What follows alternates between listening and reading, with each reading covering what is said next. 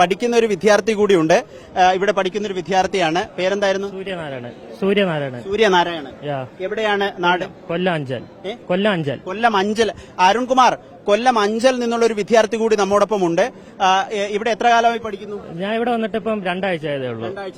ഇവിടുത്തെ ഒരു ഘടന എങ്ങനെയാണ്? സ്ഥിരമായി വെള്ളം കയറുന്നു? രണ്ടാഴ്ചയായി ഇപ്പൊ ഞാൻ വന്നിട്ട് ഇപ്പൊ ഒരു 3 ദിവസം വെള്ളം കയറി. അപ്പൊ ഇതിന് പിന്നെ ക്ലാസ് ഓൺലൈൻ ആയിട്ട് മാറ്റിയിരിക്കുമായിരുന്നു.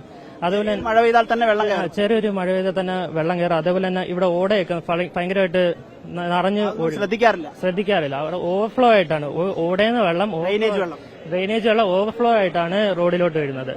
അതിപ്പോ ഇതിനിപ്പം ക്ലാസ് ഇപ്പം പകുതി വരെ വെള്ളം കയറുവാണെങ്കിൽ ക്ലാസ് ഓൺലൈൻ ആയിട്ട് ഷിഫ്റ്റ് ചെയ്യുക. പെട്ടെന്ന് ഇവിടുത്തെ വെള്ളം കൂടി ഓവർഫ്ലോ ആയി അങ്ങോട്ട് വീഴും.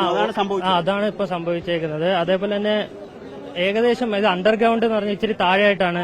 അപ്പം ഒരു 150 പേർക്ക് ഇരിക്കാനുള്ള സീറ്റ് ഉണ്ട് അവിടെ. അപ്പം പിന്നെ എയർ കണ്ടീഷൻ ആണ് സംഭവിച്ചത്. കൃത്യം എന്താണ്?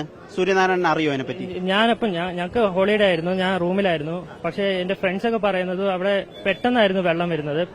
വെള്ളം വന്നതും ഈ എന്തോ ഒരു ഓട ഡ്രെയിനേജ് ഒരു ലീക്കായി. അപ്പൊ ഇതിന് വെള്ളം എല്ലാം കൂടെ ഇരച്ചപ്പോ ഇതിന് ഈ അകത്തേക്ക് കയറി. അപ്പൊ ഇതിന് സംഭവിച്ചു. ഓടി രക്ഷപ്പെടാൻ കഴിഞ്ഞില്ല ആൾക്കാർക്ക്. പറയുന്ന ആളെ അറിയാമോ? നവീൻ എന്ന് പറഞ്ഞാൽ അറിഞ്ഞുകൂടാ. പക്ഷെ കുറെ മലയാളി ഇവിടെ പഠിക്കുന്നുണ്ട്. നാട്ടിൽ നിന്നൊക്കെ കുറെ ആൾക്കാർ വന്ന് ഇവിടെ പഠിക്കുന്നുണ്ട്. കടയിലേക്ക് പോയിട്ട് തിരിച്ച് റൂമിലേക്ക് പോണ വഴിയിലെ ഗേറ്റിൽ വെച്ചിട്ട് റോട്ടിലുള്ള വെള്ളത്തിൽ ഇലക്ട്രിക് കമ്പി വീണിട്ട് അതിൽ നിന്ന് ഷോക്കേറ്റിട്ടാണ് മരിച്ചത്. ഇവിടെ ഇത് ഒത്തിരി കൂടി വരുന്നുണ്ട്. പിള്ളേരുകളെല്ലാവരും മരിച്ചു കൊടുക്കുന്നത്. ഇന്ദ്രജിത്ത്. എത്ര മാസമായി ഇവിടെ പഠിക്കുന്നു? ഞാൻ ഒരു 4 മാസമായി. 4 മാസമായി. ഇവിടെ 4 മാസത്തിനിടയ്ക്ക് തന്നെ പലതവണ വെള്ളം കയറിയിട്ടുണ്ട്.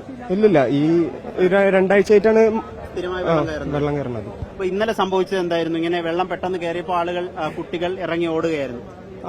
ഇറങ്ങി ഓടിയെന്നാണ് പറഞ്ഞത്. പക്ഷെ ബേസ്മെന്റ് ആയതുകൊണ്ട് അറിയാലോ, പുറത്തേക്കുള്ള പെട്ടെന്ന് വന്നപ്പോ ലൈറ്റും കാര്യങ്ങളും പെട്ടെന്ന് അണങ്ങുന്നതാണ് പറഞ്ഞത്.